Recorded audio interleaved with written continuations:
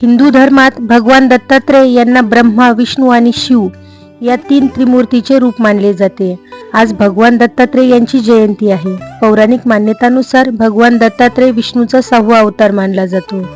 भगवान दत्तात्रय हे 3 प्रकारांमुळे कलियुगातील देवता मानले जातात. गाय आणि कुत्रा दोघेही त्याच्या स्वारी आहेत. असे मानले जाते की भगवान दत्तात्रयांची उपासना केल्यास तिन्ही त्रिमूर्तीची उपासना होते. भगवान त्रिदेवाचे रूप समजल्या जाणाऱ्या दत्तात्रयाचा आजन्म ब्रह्मचारी आणि संन्याशी म्हणतात. भगवान दत्तात्रय कोण आहे आणि त्यांची उत्पत्ती कशी झाली ते आपण आज जाणून घेऊया.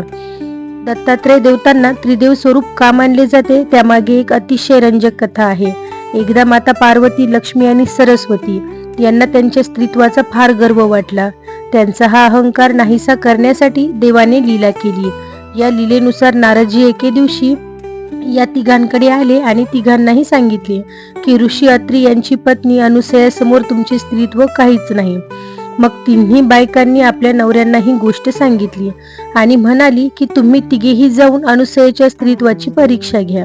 त्रिदेव सती अनुसयाच्या आश्रमात पोहोचले. शिव, विष्णू आणि ब्रह्माजी साधूचा वेश धारण करून सती अनुसयाच्या आश्रमात भिक्षा मागण्यासाठी गेले. त्यावेळी अत्री ऋषी त्यांच्या आश्रमात नव्हते. या तिघांनी सती अनुसयाकडून भीक मागितली आणि त्यांनी निर्वस्त्र होऊन भीक घातली पाहिजे अशी अटही घातली.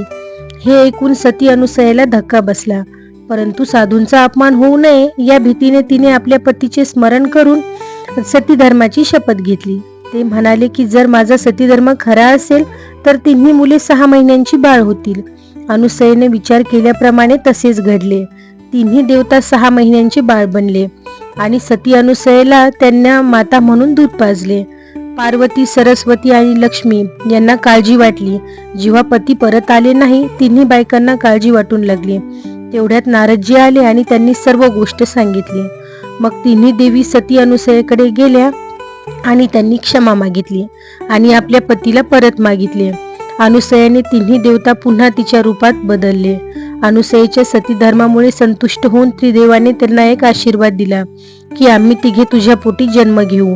मग ब्रह्माच्या अंशातून चंद्र, विष्णूच्या अंशातून दत्तात्रय आणि त्यानंतर ऋषी दुर्वासाचा जन्म शिवच्या अंशातून झाला.